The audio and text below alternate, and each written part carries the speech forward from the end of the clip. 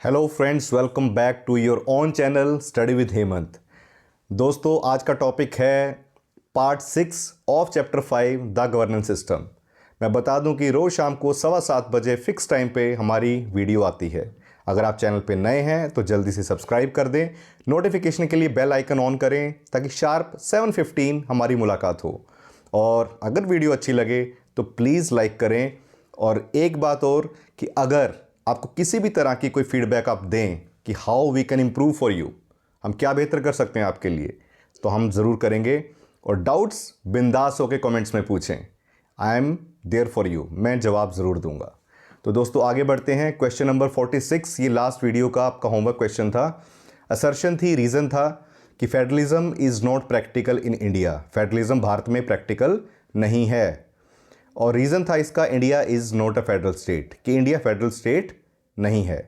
तो 4 ऑप्शन थे आपकी स्क्रीन पे and your answer was C. Reason for that, let's see कि फेडरलिज्म प्रैक्टिकल नहीं है इंडिया में। Is it like this? Explanation के साथ आपको मैं एक्सप्लेन करता हूं। India is not a complete federal system because some provisions in the Indian constitution give it a unitary character. जैसे हमने पढ़ा कि क्वासी फेडरल, बहुत बार के.सी. वियर ने इसको बोला था कि थोड़ा फेडरल है, थोड़ा सा यूनिटरी है। रीज़न क्या है कि करेक्टर हमारा यूनिटरी है, प्रोविजंस जो दिए गए हैं वो फेडरल हैं। So Indian constitution is federal in nature but unitary in spirit. ये लाइन को याद कर लीजिए कि हमारा नेचर है वो फेडरल है, कि पावर का हमने बंटवारा किया है हमारे देश को वेल मैनेज करने के लिए, क्योंकि डाइवर्सिटी बहुत है, विभिन्नता बहुत है, तो इसीलिए ज़्यादा बेहतर है उसको इस ढंग से मैनेज करना। वहाँ की लोकल नीड्स के हिसाब से, रीजन के हिसाब से, धर्म के हिसाब से बहुत विभिन्नताएँ हैं। और unitary in the spirit, spirit हमारी यूनिटरी रहे कि हम एक हैं, देश पहले, बाकी सब चीज़ें हम लोग खुद बाद में। However, a number of constitutional experts accept it as a federal state as there is a division of powers between union and state. बहुत सारे कॉन्स्टिट्यूशनल एक्सपर्ट्स हैं जिन्होंने इसे फेडरल स्टेट माना है, जहाँ पे के.सी. वियर हैं डिस्क्राइब करते हैं इंडियन कॉन्स्टिट्यूशन को क्वासी फेडरल। क्वासी मीन्स पूरा फेडरल नहीं, थोड़ा सा फेडरल, थोड़ा सा unitary. So option A is true, R is false. आगे चलते हैं। Question number 47 and first one of our today session. What is the nature of Indian Constitution? A. Federal, B. Unitary, C. Parliamentary, D. Federal in nature but unitary in spirit. अब मुझे लग रहा है कि ऊपर अभी आपने लाइन पढ़ी है और ये क्लियर होगा कि आंसर क्या है। Answer is D. So let's move on. Bihar PCS 2017 का क्वेश्चन था। Question number 48, assertion the primary objective of India's federal design was to weave a nation out of its many diverse parts and protect national integration. जो प्रमुख उद्देश्य है, main मकसद है India's federal design के, जो फेडरल डिज़ाइन है, हमारा संघीय ढांचा है, was to weave a nation, कि एक ऐसा देश बुनना। किससे बुनना? कि मैनी डाइवर्स पार्ट, विभिन्न विभिन्न जो हिस्से हैं उसके द्वारा एक ऐसा देश बुनना, and protect the national integration, देश की अखंडता को एकाग्री, जो हम उसको एक रख सकें, इंटीग्रेशन, नेशनल इंटीग्रेशन, तो उसको हम बचा के रख सकें, ये हमारा मेन मकसद है। क्या ये है असर्शन, कथन? Reason, accommodation of diversities has build a stronger not weaker Indian nationhood. जो हमने जगह दी है डाइवर्सिटीज़ को, हमने उसको आवाज़ दिया है, स्पेस दी है हमारे कल्चर में, हमारी कंट्री में, क्या इससे हमने एक स्ट्रॉन्ग राष्ट्र बनाया है रादर देन कि एक वीकर? कमज़ोर की बजाय क्या हमने स्ट्रॉन्ग एक इंडियन नेशनहुड, राष्ट्रीयता का प्रतीक बनाया हम? तो ये आप बताएं। ऑप्शंस आपके सामने, A is false but R is true. तो इसलिए हमेशा ये मत सोचें कि पहले वाली ए ऑप्शन हमेशा यही रहेगी कि आर उसकी करेक्ट एक्सप्लेनेशन है। एग्जामिनर बहुत बार ऑप्शंस को चेंज कर देते हैं, जैसे कि सी ऑप्शन है कि दोनों इंडिविजुअली ट्रू हैं बट आर उसकी करेक्ट एक्सप्लेनेशन नहीं है। तो एग्जामिनर थोड़ा बच्चों को पजल करने के लिए, क्योंकि आप कई बार ओवर कॉन्फिडेंट होकर क्वेश्चन को गलत कर देते हैं, तो ये ऑप्शन आपको ए में मिल जाएगी और जो बी में दी है वो आपको सेकेंड ऑप्शन मिलेगी। तो अब आप बताएं। आरएस का क्वेश्चन है 2013, बी इज योर आंसर, कि दोनों स्टेटमेंट इंडिविजुअली सही हैं और उसकी एक्सप्लेनेशन है ए। ये प्राइमरी ऑब्जेक्टिव कि ऐसा देश बुनना कि जिससे हम डाइवर्स पार्ट्स को अकोमोडेट कर सके, जिससे कि हमने एक मजबूत राष्ट्र बनाया है, नेशनल इंटीग्रेशन को प्रोटेक्ट किया है, अखंडता को। So under article 1 of India is a union of the states which include 28 states and 8 UTs. 28 राज्य हैं, 8 यूटीज़ हैं। There is a division of power, ये सब पता है आपको कि पावर को हमने बंटवारा दिया है, जहाँ पे जो सेंटर है, यूनियन है, उसके पास ज़्यादा पावर है।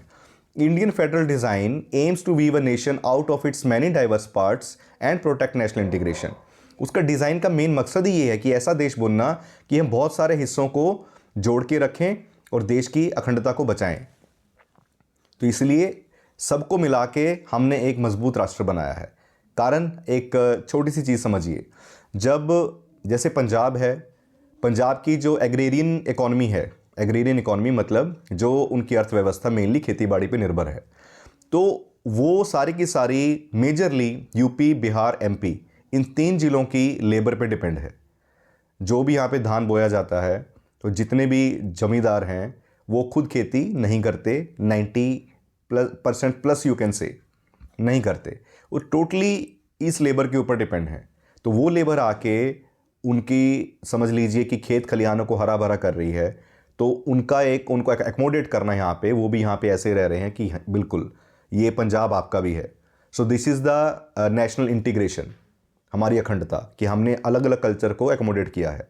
कोई सरदार जी हैं, वो उत्तराखंड में होजरी का उन्होंने बढ़िया अपनी शॉप रन कर रहे हैं, तो वहाँ पे चाहे वो हिंदी भाषित स्टेट है, तो वहाँ पे भी उनको बहुत अपनापन फील हो रहा है कि सरदार जी आपका स्वागत है, ये आप ही की स्टेट है। So this is the national integration. So friends, आगे चलते हैं। Question number 49, assertion A, women, Dalits, poor and minority groups, औरतें, दलित, गरीब और अल्पसंख्यक जो भी ग्रुप्स हैं, are the biggest stakeholders of democracy in India. वो सबसे बड़े भागीदार हैं डेमोक्रेसी है जो इंडिया की लोकतंत्र में। रीज़न क्या है? Democracy in India has emerge as the carrier for the desire of self respect. जो भारत में लोकतंत्र है वो ऐसे उभर के आया है कि एक माध्यम बन के आया है कि आत्मसम्मान की डिज़ायर पैदा हुई है लोगों में। Is it like this? बिल्कुल सही है कि आप देखिए सबसे बड़े हिस्सेदार ये हैं तो जिनको लगा कि भाई हम पुअर हैं, गरीब हैं, हमारी कोई सुनवाई नहीं है, जैसे मैंने बताया यूनिवर्सल अडल्ट फ्रेंचाइजी, उसके द्वारा भाई आपके पास बराबर राइट है, किसी एक बड़े कैपिटलिस्ट के बराबर, पूंजीवाद के बराबर आपके पास राइट है कि आप अपना नेता चुन सकें। तो इसीलिए वो एक बड़े से बड़े स्टेक होल्डर है और वो सेल्फ रिस्पेक्ट की जो इच्छा जागी है, इमर्ज होके आई है, वो कॉन्स्टिट्यूशन के द्वारा, डेमोक्रेसी के द्वारा, जो भारत में लोकतंत्र है। सो बिना ऑप्शंस के I hope answer is clear. First one, A and R true and R is the correct explanation. ये उसकी एक्सप्लेनेशन दी है। Question number 50, the reason for the Indian constitution being the bulkiest. क्या कारण है कि जो भारत का कॉन्स्टिट्यूशन सबसे बल्किएस्ट मतलब सबसे भारी भरकम है? मेन रीजंस 4 दी हैं आपके सामने options. It incorporates the experience of many constitutions. इसने आत्मसात किया है कि इसमें बहुत सारे कॉन्स्टिट्यूशंस का एक्सपीरियंस आत्मसात है, इसके अंदर है। B, it contains the detailed administrative provisions, कि जो प्रशासनिक प्रावधान हैं, अलग अलग फीचर्स हैं प्रशासन को चलाने के, वो इसके अंदर दिए गए हैं डिटेल में। See, it deals with the government of a large country, कि एक बड़े देश की गवर्नमेंट से के साथ डील कर रहा है, इसीलिए इंडियन कॉन्स्टिट्यूशन बल्किएस्ट है। D, it contains the constitution of both union and state governments, कि यूनियन और स्टेट गवर्नमेंट है ना, दोनों का जो कॉन्स्टिट्यूशन को ये लेके चल रहा है, इसलिए भारी है। तो इसका आंसर क्या होगा? गेस। आंसर इसका कोई नहीं है। रीज़न क्या है कि सेकंड लाइन पढ़िए कि there is no single reason for the bulkiest of the constitution in the given option. The nature of the constitution has become larger due to all above reason, so there is no single truth among all choices. कोई एक कारण नहीं है। अब दोबारा options को देखिए एक बार कि भाई बहुत सारे कॉन्स्टिट्यूशंस का एक्सपीरियंस है हमारे पास, बिल्कुल। आयरिश से हमने डीपीएसपी ली हैं, कहीं से हमने फंडामेंटल राइट्स लिए हैं यूएसए से, सो कनाडा से हमने जो फेडरेशन ली है, तो बहुत सारे फीचर्स अलग अलग हैं, कुछ जापान से, कोई कहीं से। तो क्लियर हो गया कि बहुत सारी जगह से हमने लिया है, बिल्कुल सही है। एक रीज़न ये हो गया, तो हमने बहुत सारी चीज़ों को एकोमोडेट किया है, मिलाया है अपने अंदर, इसलिए भारी है, एक reason. Administrative provision, detailed provision है कि इतनी डाइवर्स कंट्रीज़ को, इतने रिलीजन हैं, सब चीज़ों को साथ में लेके चल के देश का प्रशासन चलाना है, तो उसके लिए बहुत गाइडलाइंस है, बिल्कुल इसलिए भारी है, ये भी रीज़न है। लार्ज कंट्री है, deals with the government of large country. भाई इतने बड़े देश का कॉन्स्टिट्यूशन, अब तो 150 करोड़ आबादी भी हो गई है और एरिया भी हमारा ठीक ठाक है, अच्छा खासा बड़ा है क्षेत्र, हमारा क्षेत्र, ठीक है, क्षेत्रफल। It contains the constitution of both union state government, कि दोनों के कॉन्स्टिट्यूशन भी हैं, अकेला सेंटर का संविधान नहीं है, स्टेट के लिए अलग गाइडलाइंस हैं, उनका लेजिस्लेचर सब्जेक्ट लिस्ट दी गई है पूरी की पूरी। So these are the reasons. UP PCS 1997 का एक क्वेश्चन था, question number 51, Indian constitution is a quasi federal. भारतीय कॉन्स्टिट्यूशन क्वासी फेडरल है, बिल्कुल हमने ऊपर पढ़ा है, कथन सही है। रीजन आर, कारण क्या है, Indian constitution is neither federal nor unitary, ना तो फेडरल है ना यूनिटरी है, बिल्कुल सही है भाई, दोनों की दोनों स्टेटमेंट सही हैं। And your answer is a, कि आर उसकी करेक्ट एक्सप्लेनेशन है। क्वासी फेडरल क्यों है, कि इसलिए क्वासी फेडरल है, क्वासी वर्ड, कि भाई ना तो वो पूरा यूनिटरी है ना फेडरल है। यूपी पीसीएस 2007 का आंसर था ये क्वेश्चन। तो हमारे फ्रेमर्स थे जो कॉन्स्टिट्यूशन के, उन्होंने 2 रीजंस के कारण फेडरल सिस्टम चूज किया, the large size of the country and it's socio cultural diversity. Socio culture, सामाजिक भी और उसकी कल्चरल भी। तो देखिए कितने धर्म हैं, सबकी कल्चर्स अलग अलग हैं, कितनी सारी लैंग्वेजेस हैं, 22 तो हमारी ऑफिशियल लैंग्वेज हैं। एक लैंग्वेज होती है जिसको किसी स्क्रिप्ट में लिखा जा सके, किसी लिपि में, जैसे हिंदी देवनागरी लिपि में, पंजाबी गुरमुखी लिपि के अंदर, तो उसको भाषा बोलते हैं। एक बोली है, हरियाणवी है जैसे, तो हरियाणवी बोली है, भाषा नहीं है। तो अब बोली सोचिए कितनी है इंडिया के अंदर। पंजाब के अंदर भी डिवाइड करके कि एक एरिया को पंजाबी बोलने वाले को माझा, जो अमृतसर वाली बेल्ट है, लुधियाना वाली बेल्ट मालवा, तो उस पंजाबी के अंदर भी डिफरेंस है। एक वो कहावत है, मुझे पूरी तरह याद नहीं आ रही, आप कमेंट्स में बताएं अगर आपको याद हो। कोस कोस पे बदले वाणी, 2 कोस पे पानी, या ये उल्टी है कि कोस कोस पे बदले पानी 2 कोस पे वाणी, आप कमेंट में बताएं। हरियाणवी कहावत है कि इतने इतने डिस्टेंस पे भाषा बदलती है और इतने डिस्टेंस पे पानी बदल जाता है, टेस्ट। सो ये आगे चलते हैं। ग्रैनविले ऑस्टिन डिस्क्राइब किया है उन्होंने इसको कोऑपरेटिव फेडरलिज्म, ये बार बार कह रहा हूँ, याद कर लें इसको, रट लें बिल्कुल अच्छे से, रिपीट कर करके।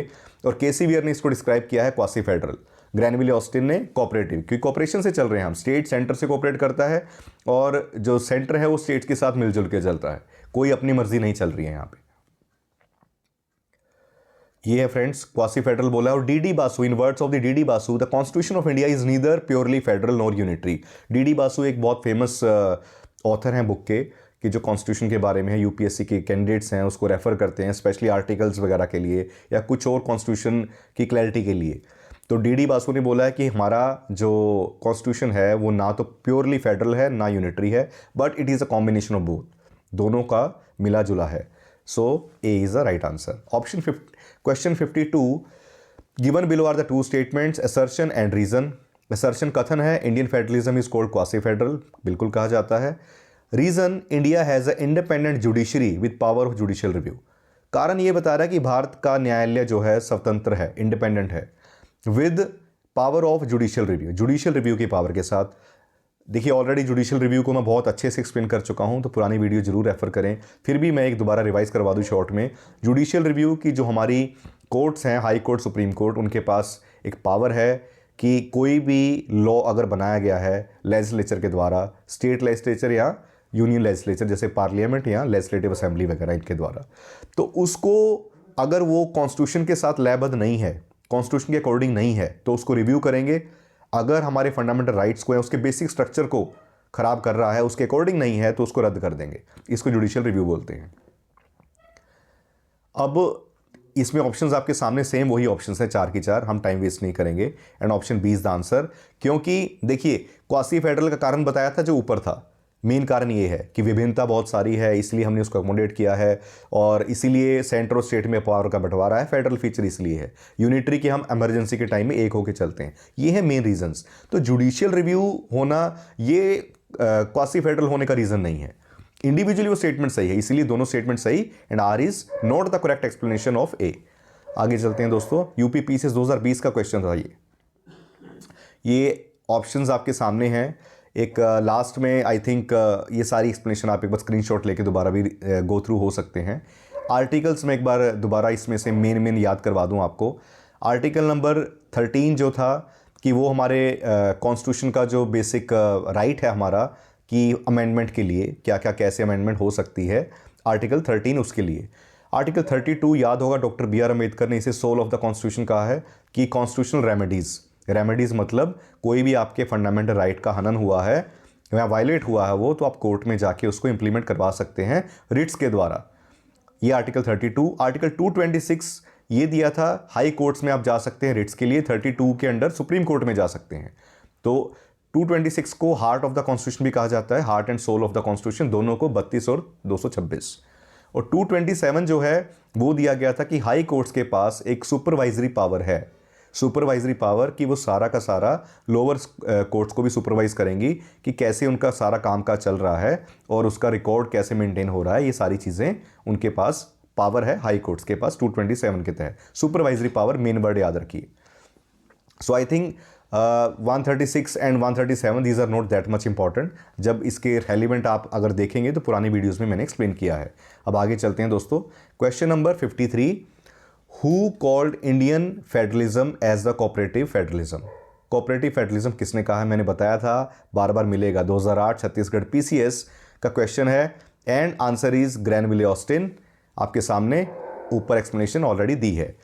अगला क्वेश्चन भी आपको बिना ऑप्शन के याद होगा, यूपी पीसीएस 2010 का question, question number 54, who said India is a quasi federal state? Quasi federal किसने बोला था? ये KC Wheare. So that is D is the answer.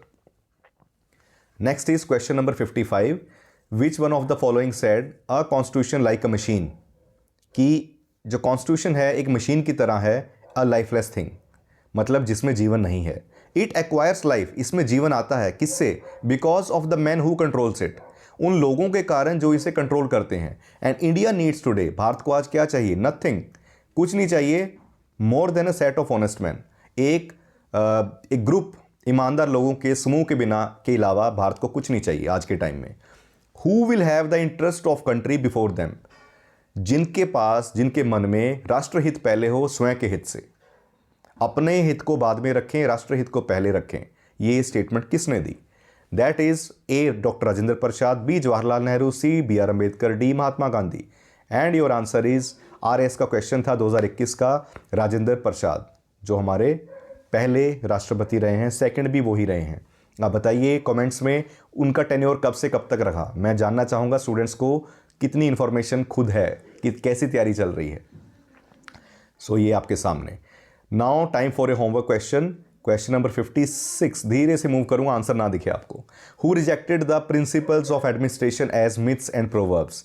किसने रिजेक्ट किया, रद्द किया प्रिंसिपल्स ऑफ एडमिनिस्ट्रेशन, सिद्धांत एडमिनिस्ट्रेशन के, एज मिथ्स एंड प्रोवर्ब हैं। मिथ्स मतलब सिर्फ झूठ मूठ है, कहानियां ही हैं, एंड प्रोवर्ब्स हैं लोकोक्ति। प्रोवर्ब्स हैं कि जो बोली जाती हैं, ठीक है, बड़ी बड़ी लाइनें, जैसे आपको पता होगा प्रोवर्ब्स क्या है। तो ये किसने रिजेक्ट किया इस चीज़ को? Principles of administration as myths and proverbs. A Herbert Simon, B dwight Waldo, C Frank Marini, D FW. Riggs. So friends, this was all for today's lecture. So please feedback ज़रूर दें, और अगर video genuinely अच्छी लगे तो दोस्तों से ज़रूर शेयर करें, चैनल को सपोर्ट करें। All is for you. Comments में बिंदास होकर अपने डाउट्स पूछें, मैं जवाब ज़रूर दूंगा। Thank you so much for watching. Stay tuned for the next video.